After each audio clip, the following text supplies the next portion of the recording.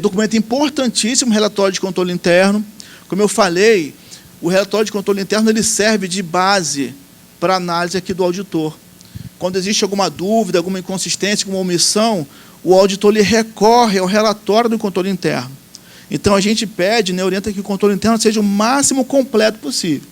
Tá? Existem alguns municípios que têm um relatório bem estruturado, vocês podem pesquisar, mas tem um relatório também da Auditoria Geral do Estado, da AGE, que pode servir como referência para a elaboração de um bom relatório. E quais são os pontos que a gente pede, exige que vocês encaminhem para a gente nesse relatório? A demonstração das alterações orçamentárias, indicando orçamento inicial, as alterações com base nos decretos, e atestando que aquela alteração corresponde com o anexo 11, é aquilo que está no quadro A3, lembra? Que faz aquela comparação ali orçamentária, as alterações, mas no seu relatório não escreve só assim, o município promoveu a alteração orçamentária de acordo com as normas, ponto. Coloca valores, põe bem robusto, põe dados, põe os valores da LOA, os valores da alteração, compara o valor que você identificou através de decretos, põe o valor do anexo 11, se tiver diferença, já põe uma justificativa ali no seu relatório, tá? Para deixar bem robusto o relatório do controle interno. A gente pede também que vocês comentem, falem para a gente sobre o cumprimento das normas de consolidação das contas públicas, que atestem que aquele demonstrativo contábil consolidado de fato está consolidado. Vocês precisam checar essa consolidação. Tá? O controle interno que informa para o tribunal que as demonstrações contábeis estão consolidadas. Atestar também sobre o limite de abertura de crédito, se esse limite, se o crédito aberto atendeu o limite estabelecido na lei orçamentária. Isso deve fazer parte do seu relatório, do relatório do controle interno. Mas não é só falar, o limite, as alterações orçamentárias cumpriu o limite. Coloca valores.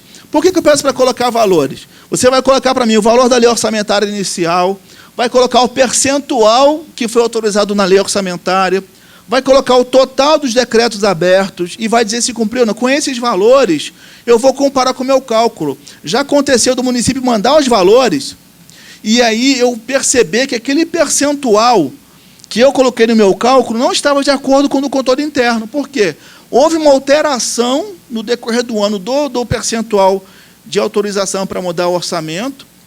O município não mandou só a lei orçamentária, não informou a alteração, mas o controle interno, lá no seu cálculo, ele evidenciou e botou lá no relatório que havia uma modificação do orçamento. A lei não veio. Se o controle interno tivesse enviado a lei, a gente já resolvia ali na hora. Nós tínhamos que buscar na internet, lá no portal da prefeitura, para verificar se, de fato, existia uma modificação do orçamento. Tá? Mas o controle interno nos trouxe essa luz. Então, é importante o relatório de controle interno para sanear já algumas possíveis e eventuais irregularidades. Tá? Essa é uma delas. Limite de abertura de crédito adicionais, na LOA. Também abertura de crédito adicionais em leis específicas e existência de fonte de recurso. O controle interno também colocar para a gente quais decretos foram abertos no seu relatório, quais as fontes foram utilizadas, se existia fonte de fato, se foi em cálculo de tendência, se foi superávit financeiro, existiu o superávit financeiro, demonstra o superávit e põe documento comprobatório. Tá? Isso tudo no seu relatório, o relatório do controle interno. E informar para a gente também o cumprimento dos limites do endividamento. Aí pode fazer referência aos relatórios da LRF. Tá? Gasto com pessoal, dizer se o município está dentro ou não do limite de gasto com pessoal. O importante, se tiver tudo dentro, ok, a gente verifica no anexo lá do pessoal. Mas se estiver fora do limite, o controle interno já pode, já nesse ponto, ele informar se o município está dentro do prazo previsto para o reenquadramento. Ele já pode informar, inclusive, quais as medidas estão sendo tomadas ou foram tomadas para reduzir a despesa com o pessoal, já no relatório do controle interno, já vir com essas informações e com a comprovação, tá? Trazendo elementos que uma situação que poderia sair como parecer prévio contrário, o controle interno já pode mitigar e já pode subsidiar tanto o corpo técnico quanto o plenário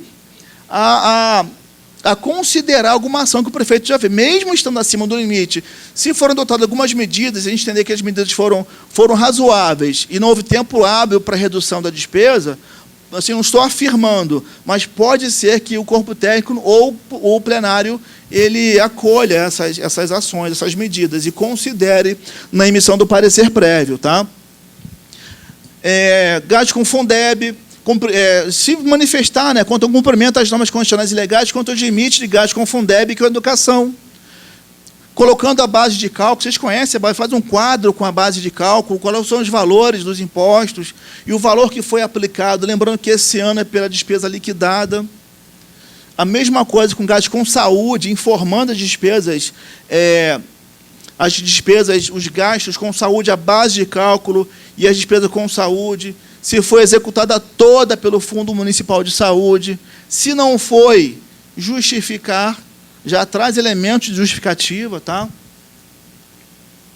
Aquela questão ali da educação, por exemplo, assim como até tese de defesa para vocês, a gente esse ano vai utilizar a despesa liquidada, mas resta a pagar com disponibilidade, não é isso? Aí o município não tem disponibilidade, ou não tem como comprovar, porque não tem a conta corrente.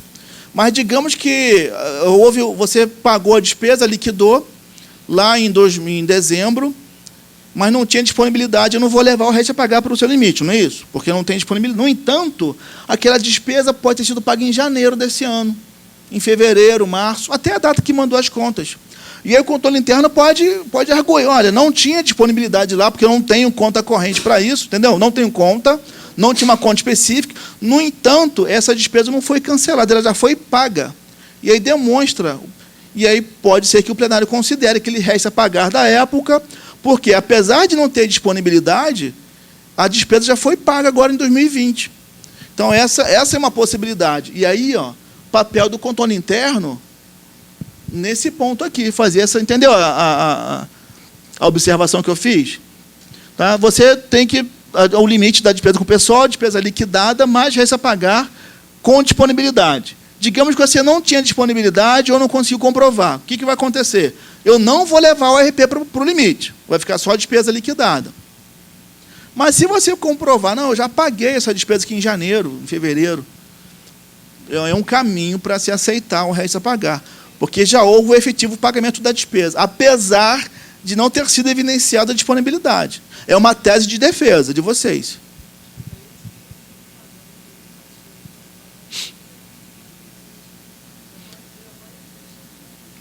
Sim, mas houve o pagamento, mas se foi com despesa de 2019 ainda.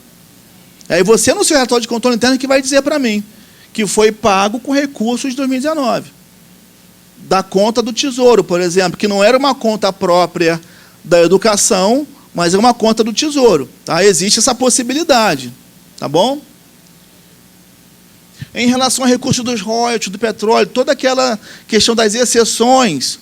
Então, você tem o pagamento lá de pessoal, tem o pagamento de dívida, no entanto, foi pagamento de dívida de pessoal do quadro não permanente, foi dívida com a União, está dentro da exceção hoje que o tribunal entende. Então, no relatório de controle interno, já trazer essa informação. Tá? Comentar também sobre a transferência de recursos para a Câmara Municipal, se houve devolução de recursos para a Prefeitura, e já colocar aqui essa informação. Em relação ao cumprimento dos repasses, isso aqui é um ponto de irregularidade, né? Repasses das contribuições previdenciárias, o controle interno precisa se manifestar sobre isso, os valores que foram repassados, se foi de forma adequada, se não repassou, mas adotou outra medida, fez um parcelamento, não repassou em dezembro, mas passou agora em 2020, enfim, fazer um apontamento geral, bem detalhado sobre esse ponto, tá? Outros aspectos relevantes que vocês entenderem, por exemplo, lembra da questão do cancelamento de resta a pagar? Processado, que é uma irregularidade? O contador não colocou em nota explicativa. Mas aí veio o controle interno e explicou, tem um cancelamento de fato de RP processado, mas este resto a pagar, tinha uma justificativa lá, e ele colocou a justificativa e trouxe elementos. E aí um ponto que sairia como irregularidade, o controle interno já apresentou os esclarecimentos, e eram esclarecimentos plausíveis. Aí a gente lá considerou, porque tinha documentação para comprovar esse ponto. Tá? Avaliação das metas previstas no plano plurianual, os programas os programas e ações previstas no PPA. Fazer uma avaliação de alguns dos principais programas, né, do percentual de cumprimento, de atingimento dessas metas. Avaliação da gestão como um todo, a eficácia e eficiência da gestão orçamentária, financeira e patrimonial dos órgãos. Informar sobre o controle das operações de crédito, se realizou, operações de crédito no exercício, se estava dentro do limite ou não, qual o montante, se tinha lei que autorizava essa operação de crédito. E, por último, aqui atestando, gente, a fidedignidade de todos os outros documentos. Aqueles quadros, modelos de 1 a 26, o controle interno não assina, não é isso? É só quem elaborou, o contador e o prefeito. O controle interno não assina em conjunto, ele não é responsável pela elaboração no nosso entendimento. No entanto, o controle interno precisa atestar para o Tribunal de Contas a fidedignidade daquelas informações. E é no seu relatório que você vai informar isso. Se tem consistência, se os valores estão corretos, é no seu relatório de todos esses quadros, do modelo de 1 ao 26.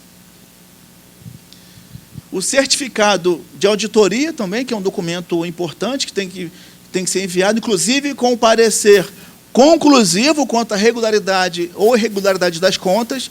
E aí, gente, o relatório de controle interno ele deve ser assinado pelo responsável. Digamos que o responsável do controle interno, o secretário, o controlador, ele não seja contador, é advogado, engenheiro, enfim, ele pode assinar o relatório do controle interno. No entanto, o certificado de auditoria ele deve estar subscrito por um contador. Tá? É o contador que elabora e certifica e assina esse documento. O ideal, né, é que, de fato, fosse realizada uma auditoria no decorrer do exercício, acompanhando toda a gestão financeira e orçamentária. E, ao final, tivesse só um relatório. A gente sabe que, na realidade, às vezes não acontece isso. Você só faz uma auditoria só na documentação que é encaminhada. Mas a orientação que a gente dá é que, de fato, se abra uma auditoria no início do ano para acompanhar toda a gestão, e aí você já vai pedindo elementos, alterou o orçamento, já faz solicitação durante o exercício aos setores, para você, inclusive, já pôr as suas orientações. É um outro conceito, é outra ideia que a gente tem do trabalho do controle interno. Tá? Certificado de auditoria, né? Está repetido, né? Bom, e as informações referentes, também faz parte do relatório, referente às determinações do Tribunal de Contas no exercício anterior. Nos moldes do modelo 22, eu vou abrir depois para vocês. A gente tem aqui no tribunal, como eu falei, faltam 11 prestações de contas ainda a serem votadas. Então, alguns municípios não vão ter a prestação de contas de 2018 já para apontar o que foi feito, determinação. Então, você vai fazer referência à última que você possui, que seria de 2017. Tá? Porque 2018 vocês estão recebendo agora, ainda não adotou nenhuma medida. Então, você vai fazer referência à prestação de contas, às medidas adotadas em relação àquelas determinações contidas no relatório de 2017, que foi a última completa, tá? Analisada. Tem um ponto importante também, gente, aqui já está finalizando, são os dois últimos. A gente sabe que a contabilidade já dá um tempo já, né, desde 2010, eu acho, está com um processo de convergência às normas internacionais. E existe um cronograma de implantação dos procedimentos contábeis, alguns procedimentos que devem ser adotados pela administração pública. Isso já há algum tempo. E o tribunal tem, nesse momento agora, buscado entender como que está a atuação dos municípios em relação a esse cronograma. Existem alguns prazos para alguns procedimentos. O prazo é diferenciado para município até 50 mil habitantes e com mais de 50 mil habitantes, os prazos são diferenciados. Então, a gente está pedindo que vocês preencham para a gente esse modelo 25A ou 25B, de acordo com a população do seu município, indicando o cronograma, como está o cronograma de implantação desses procedimentos. Tá? E aí eu vou mostrar aqui para vocês o quadro, que depois eu vou entrar nessa documentação do FNDE. Primeiro eu vou mostrar o quadro 22, que fala do acompanhamento das determinações. Você vai fazer referência a 2017, que é a sua última. Quem já tem de 18, faz em relação a 18. Quem ainda não tem, não recebi ainda, ou recebi recentemente, não adotei nenhuma medida, você faz em relação a 2017 e justifica, tá, o porquê. Você vai colocar para a gente aqui qual é a determinação ou recomendação, qual foi, né?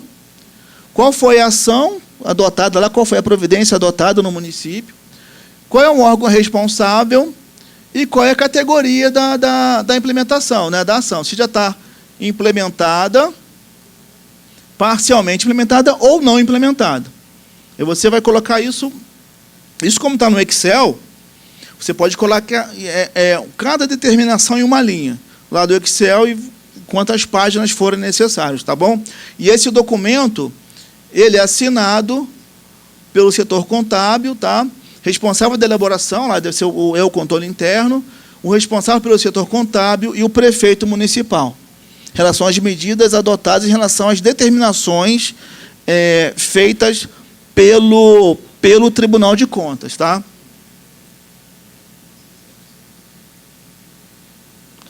Eu vou abrir o 25A. Já o cronograma de implantação,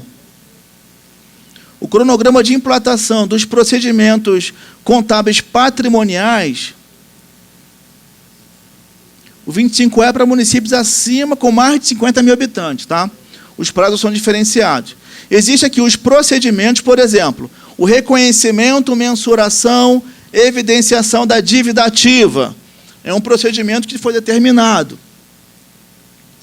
Aí tem um prazo de implantação, foi de adoção imediata, desde 2018. 16. Obrigação nos registros, verificação no SICONF, 2016. E aí você vai dizer para mim aqui qual é o estágio, né, o status no seu município. Se já está implantado, em implantação, ou se não foi iniciado. Para cada modalidade dessa, tem um aqui que é bem bacana, ó.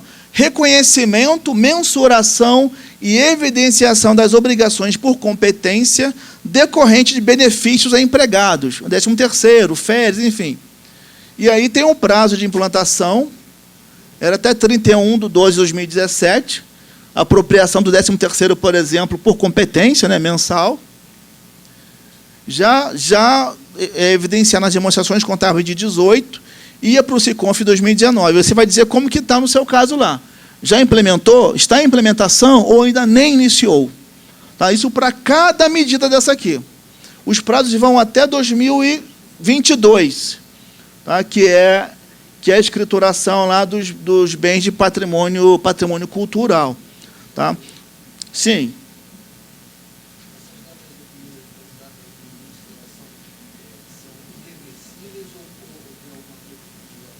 Essas datas, elas foram... A pergunta foi, essas datas limite, elas são flexíveis ou são datas rígidas? Essas datas foram propostas, foram estabelecidas pela Secretaria do Tesouro Nacional, que regem as normas que elaboram as normas contábeis de consolidação. Então, ela estabeleceu, através das portarias da STN, os prazos. Esses prazos já foram alterados algumas vezes, que era 2015, passou para 16, aí pediram para 21 e isso foi alterado. A última alteração foi em 2018. Tá? E a STN disse que não vai mais alterar, aquele prazo ali acabou. Agora, sim, vai depender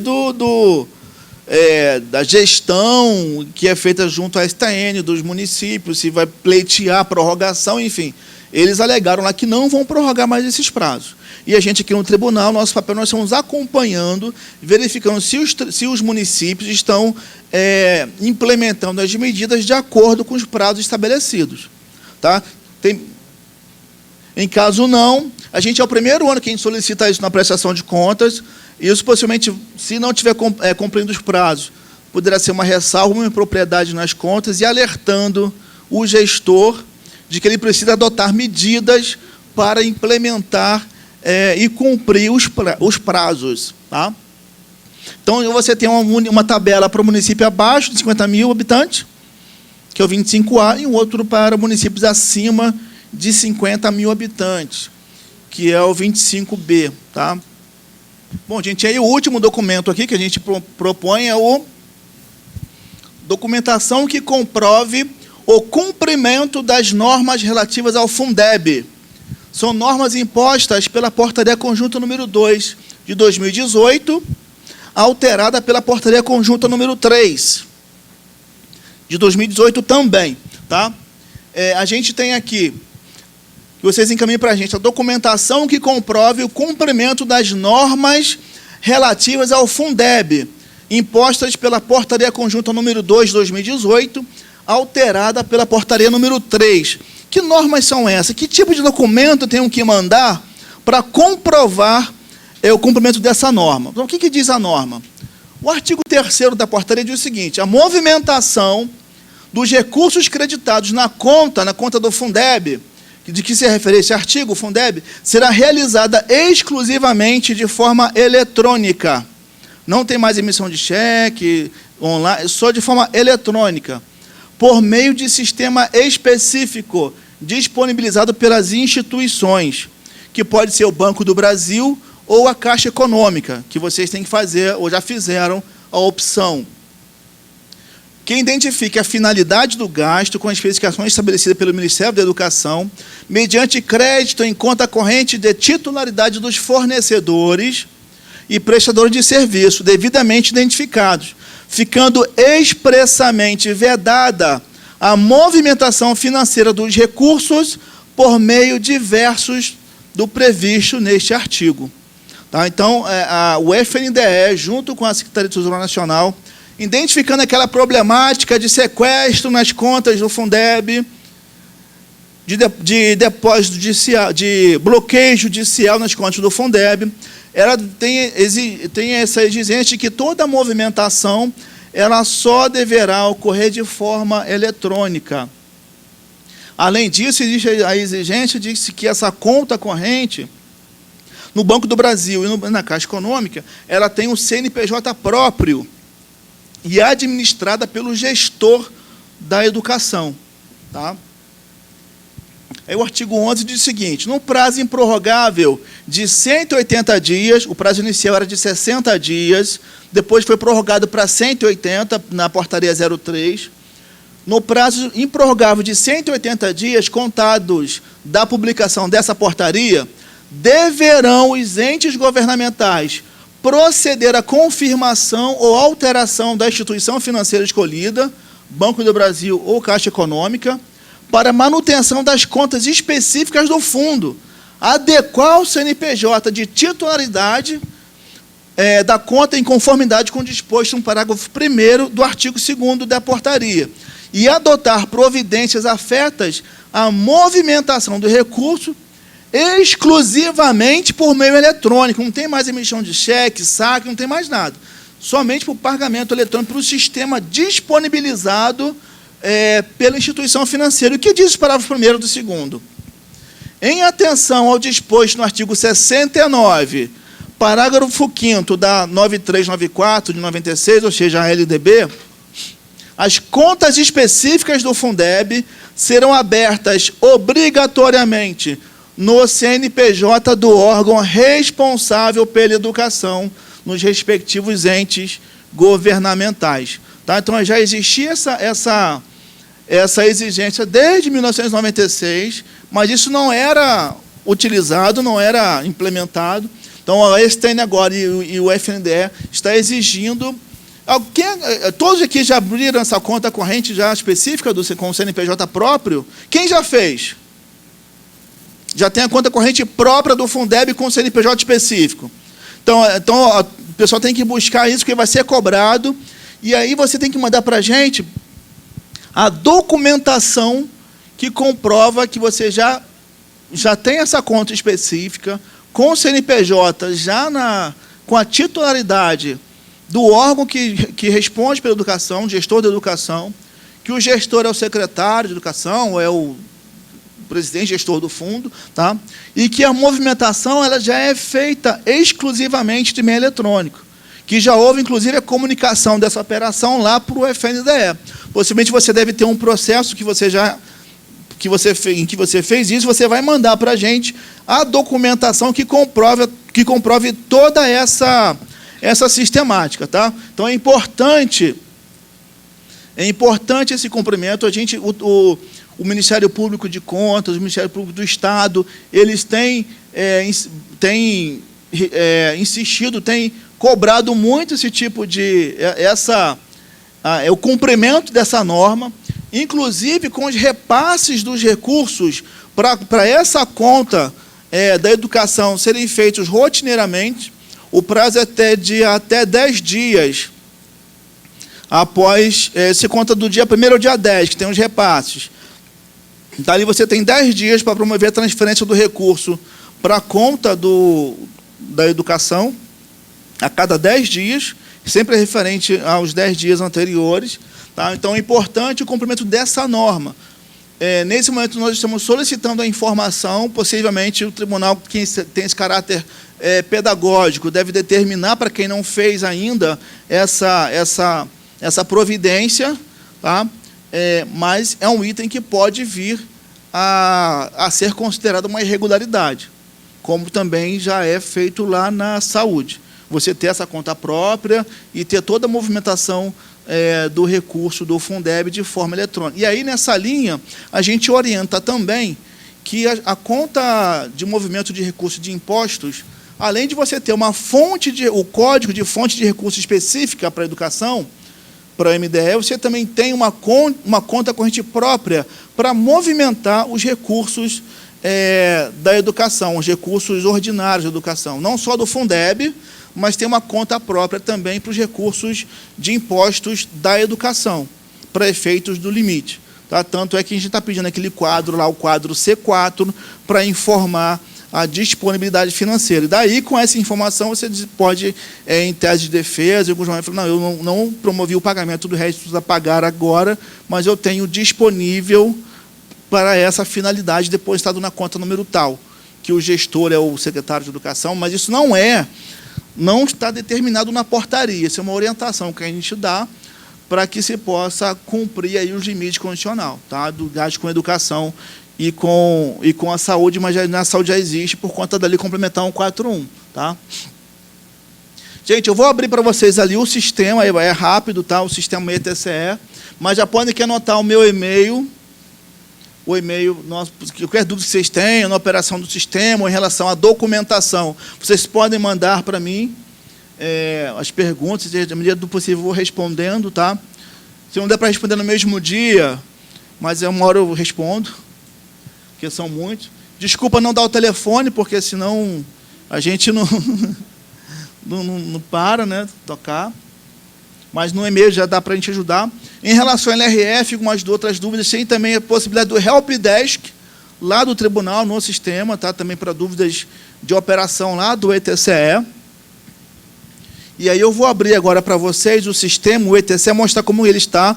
Não houve muita modificação em relação ao ano anterior, e a gente mostra e depois a gente finaliza, tá bom? Acho que está no horário bom, né? 3 horas. Tá? Vai ser bem rápido, que em 10 minutinhos aqui eu mostro para vocês, tá bom? Foi meio corrido, tá, gente? Mas... Bom, você vai entrar no portal do tribunal, tá? No nosso site lá. Aí você vai rolar. O ETCE, ele fica aqui, ó. ETCE. Tá? E você vai entrar nele aqui, dá um clique. E você vai colocar o seu CPF e a sua senha. O pessoal fazendo selfie lá na sala de aula. Boa viagem, gente. Bom retorno aí. Tá? Vai colocar o seu CPF e a sua senha, tá? E entrar no sistema. Eu vou entrar aqui no ambiente de homologação para poder mostrar para vocês. Deixa eu digitar aqui um endereço.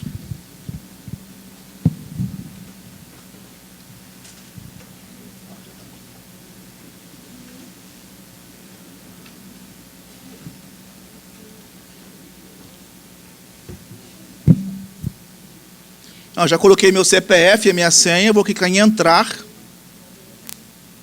Esse é um ambiente de homologação, tá? Não é o não é o produção, então posso mexer aqui à vontade. Vou buscar o botão aqui, prestação de contas de governo, aqui, ó, prestação de contas de governo municipal, tá vendo?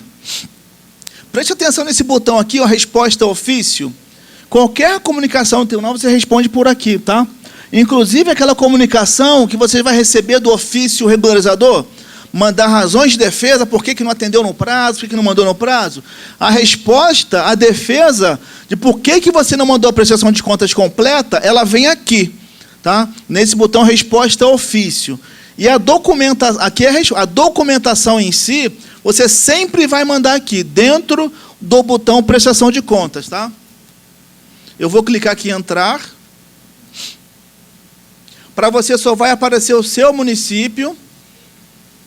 Aqui aparece para mim vários, porque eu estou nesse ambiente, né? Mas para você só vai aparecer o seu município. E está rodando lá.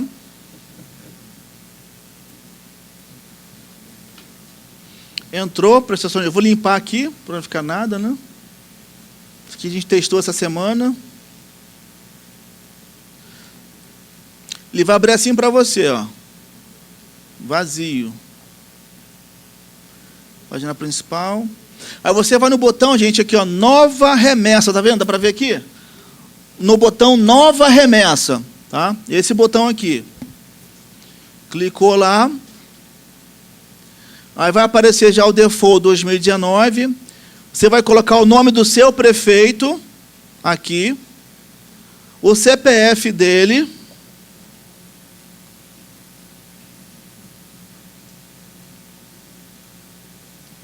Tem que ser um CPF válido.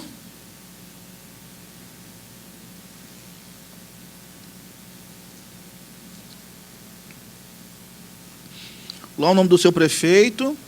E um CPF válido. Abraço, vai com Deus.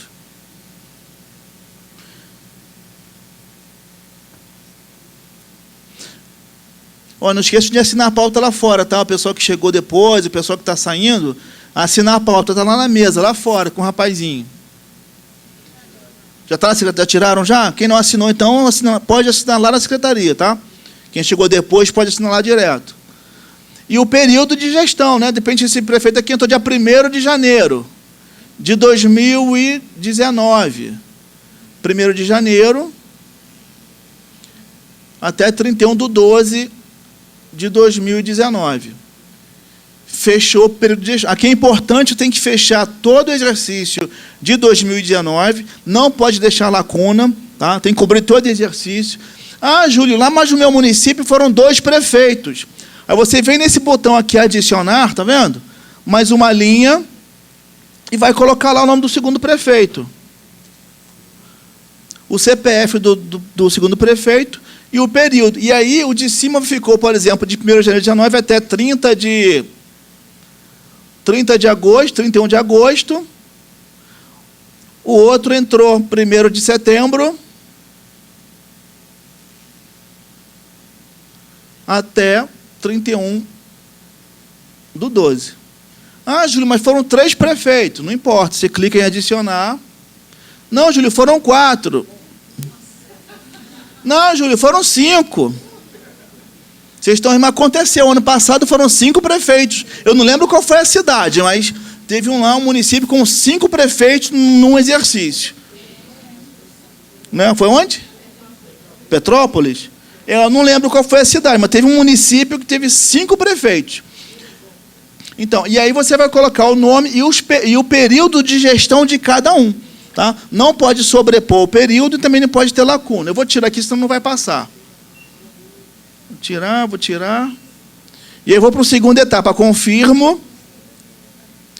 Vou para a segunda etapa. Aqui é onde eu vou anexar todos os documentos. Lá, aquele anexo... Opa, deixa eu ver se eu abro ele aqui. Ele está numerado, tá vendo? Número 1, cadastro responsável. 2, abertura da sessão legislativa. 3, os órgãos. 4, 23, ó. 23, demonstrativos contábeis, anexo 1, anexo 2. E aí aqui no sistema, essa numeração corresponde. O 1 é o cadastro do responsável, O 2 é a abertura da sessão legislativa, tem tudo referente. O nome está mais simplificado, mas tem a correspondência, tá? Já pode inserir. E você já pode inserir os documentos aqui, e aí você não perde, você já pode inserir o documento hoje, tá? E aí foi para casa, amanhã você entra de novo, vai estar preservado, e aí você vai subindo os documentos de acordo com que eles forem chegando até você. Ou você pode arquivar tudo numa pasta só e subir os arquivos de uma vez só. E fica a critério de vocês. O 23 que eu comentei com vocês, que era o demonstrativo contábil, ou lá no 23, demonstrativo contábil, foi o único que a gente abriu. 23.1 é o anexo 1 consolidado. O 23.2, o anexo 2, assim vai. Até o 23.14, que é o anexo 17. E você vai subir um demonstrativo em cada um, em cada pastinha dessa. Já o da Prefeitura Municipal, eu só tenho uma. 26. Então, você vai juntar os PDFs demonstrativos contábeis da Prefeitura num PDF só e vai subir numa única pasta. Tá? Tem demonstrativo que eu peço, por exemplo, balancete contábil, que é o 24, ele em PDF e também em Excel. Aí você vai juntar os dois, em PDF aqui e em Excel aqui. Lembrando que o Excel tem que estar zipado. E todos os demonstrativos, todos os documentos têm que estar assinados. Tá? O tribunal disponibiliza no nosso portal lá um assinador digital, mas vocês podem usar outros também, de preferência de vocês. Tá? O do tribunal fica aqui, caso vocês queiram baixar. Ele fica aqui, ó, gestores, assinador, tá vendo? Você faz o download da aplicação para a sua máquina. E aqui, inclusive, você pode zipar os documentos. Tá? O Excel. Vamos voltar lá para o sistema. Depois que subir todos os arquivos, vou tentar subir um aqui, como exemplo, o primeiro. Você vai clicar em selecionar, aí você vai buscar lá na sua pasta, onde você guardou o documento.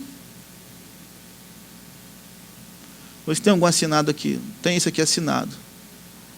Clicou nele, ele vai subir. Pronto, anexou lá o documento. Tá? Vou tentar um outro aqui. Esse aqui. Subiu.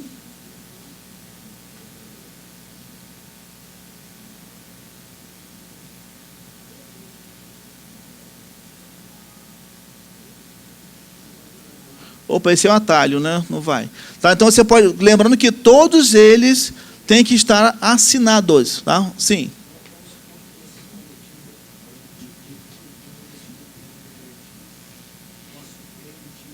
Sim, você subiu, se você ainda não mandou para o tribunal, está errado, vem aqui excluir. Botão excluir, ele sai.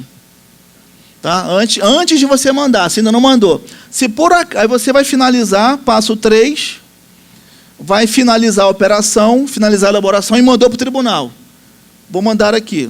Erro, período, não compreende dias. Eu estou com dias sobrepostos aqui, tá vendo? Em algum momento aqui. 1/1 a 30/1, tem que fechar. Ele deu um erro aqui porque ele não fechou o final do ano. 31/12. Vou salvar. Já subi um documento aqui e vou lá para o passo 3. E vou mandar. Alerta, não foram anexados todos os documentos. Tem certeza que deseja finalizar? Porque eu só coloquei um. Então está faltando bastante coisa ali. Ele vai me alertar que eu preciso subir o restante. Mas não me entregou ainda, eu vou subir assim mesmo. Tá? Vou finalizar. Eu vou certificar que confere com o original e que estão legíveis os documentos. Tá? Confere com o original que tem a qualidade mínima exigida pelo ETCE. E vou enviar para o TCE. Envio, estou enviando a minha prestação de contas para o tribunal. E aí, a partir daqui, já vai me gerar o meu número de processo. Então, o meu processo já tem um número aqui, ó, 208-7741-2020.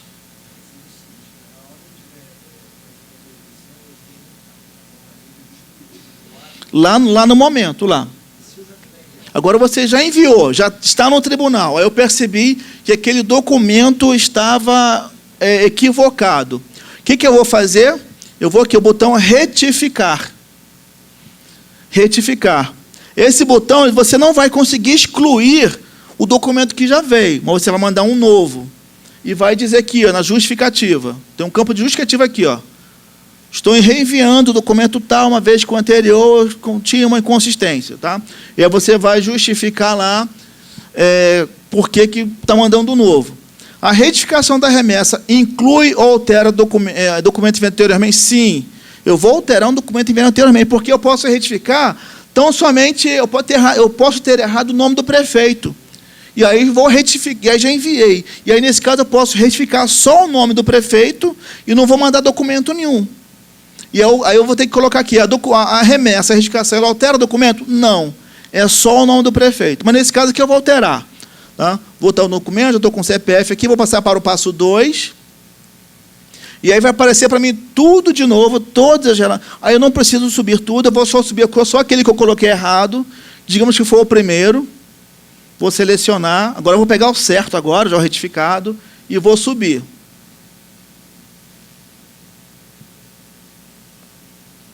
Subiu, está ok. Tá? Eu consigo visualizar o documento, se eu quiser. Depois de estar lá dentro, consigo visualizar.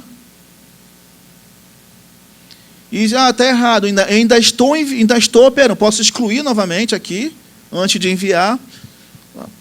Não quero excluir, vou verificar pendências, está tudo ok.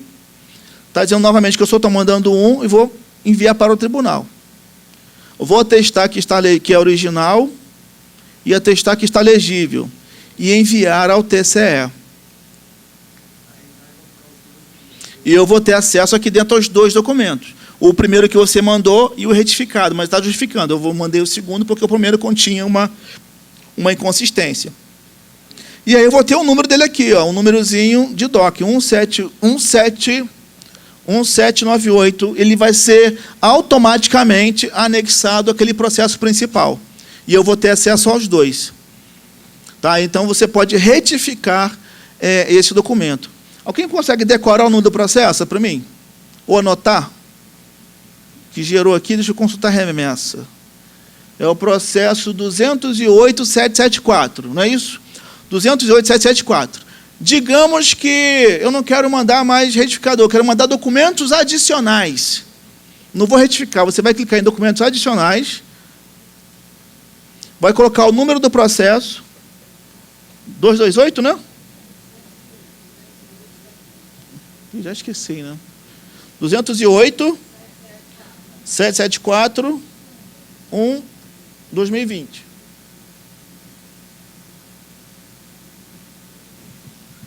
E vou adicionar documentos.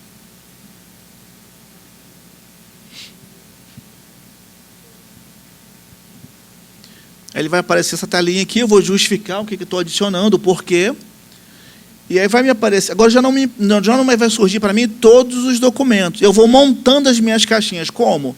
Eu venho aqui, ó, tipo de documento, vou selecionar. Aqui sim vai aparecer toda a relação. Eu vou escolher, eu quero mandar o PPA que estava errado, o PPA. Novo documento, vai aparecer a caixinha só do PPA. Ah, o PPA, mas eu quero mandar também o certificado do IEGM. Só vai aparecer a caixinha do IEGM. Ah, quero mandar outra coisa. Eu clico aqui, abro a caixa de novo. O relatório de avaliação atuarial. Ou quero mandar uma outra coisa que não está relacionada lá em cima. Aqui, ó, outros documentos, está vendo? Outros documentos. Novo documento. Vai me listar aqui. Ah, mas eu quero mandar, tem mais documentos que também não está relacionado. Eu venho de novo lá em outros documentos, já está até marcado, está um default, novo documento. Parece que vem duas vezes, também, outro duas vezes. E aí depois eu vou subir o documento ali na caixinha e vou subindo. Tá? Certifico a autenticidade dele e envio para o ETCE.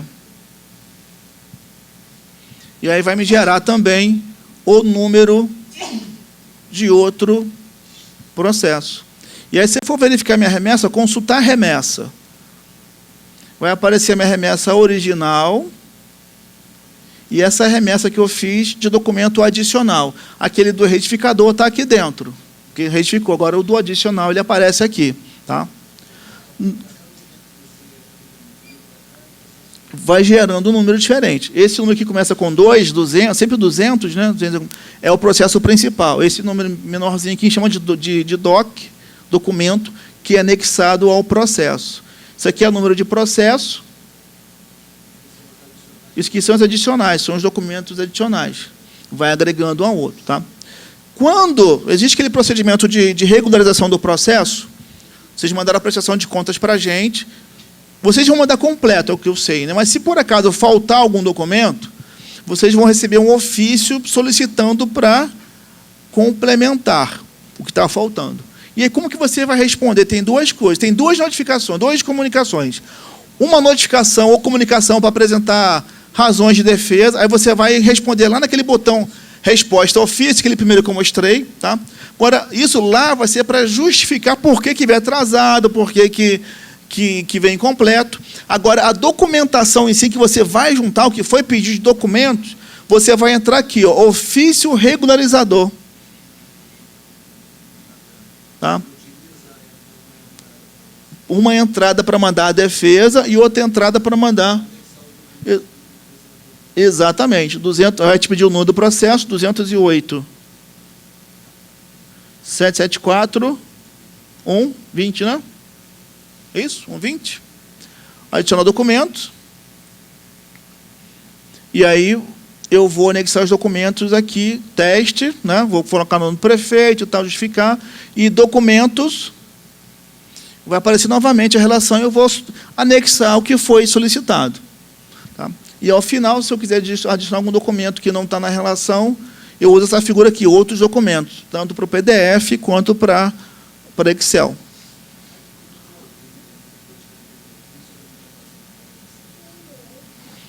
Não entendi.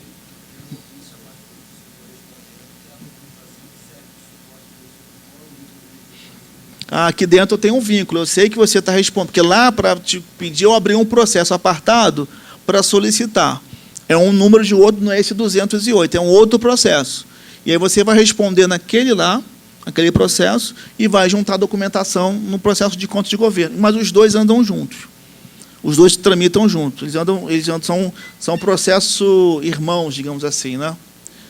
E essa última aqui, ó, razões de defesa, se por acaso, eu sei que não vai acontecer, se por acaso o tribunal estiver sugerindo emissão de parecer prévio contrário à aprovação das contas, o tribunal vai comunicar ao prefeito num prazo de 10 dias para ele apresentar suas razões de defesa, sua justificativa. E aí essa justificativa você vai entrar nesse botão, razões de defesa, e vai aparecer a telinha, número do processo, para colocar os esclarecimentos, as razões de defesa e também, se tiver algum elemento, algum documento para embasar ali a sua defesa. Então, você tem remessa inicial para jogar a documentação, depois você tem um retificador, em caso de alterar um documento, mas eu vou ter acesso aos dois, mas você tem possibilidade de retificar. Você pode lançar documentos adicionais, individualmente, responder ao ofício regularizador, na verdade, mandar documentos que foram solicitados no ofício regularizador, e aqui nas razões de defesa, lá na frente, quando tiver já o próximo ao julgamento, mandar as razões de defesa. Tá? Então, esse é o sistema. Eu sei que usando aqui assim, falando assim, é muito rápido, né? Mas já é o segundo ano que o pessoal usa, o terceiro ano, se eu não me engano, e a gente está à disposição lá no tribunal para tirar dúvidas, lá no e-mail, por telefone também, a gente liga e tem que fazer isso, a gente vai explicando pontualmente, tá? Não vai ser por... Tem um manual também de uso lá no tribunal, no portal, não vai ser por dificuldade de usar o sistema que ele vai deixar de mandar a prestação de contas no prazo e completa, não é isso? Bom, gente, acabou até mais cedo, são 3h20, tá? E é interessante porque a gente fica um pouco longe da questão das chuvas aí. Qualquer dúvida, estou à disposição aqui no TCE, está no e-mail, tá? Obrigado e bom retorno aí para vocês. E quem tiver que tirar alguma dúvida aqui agora, estou aqui à disposição, tá?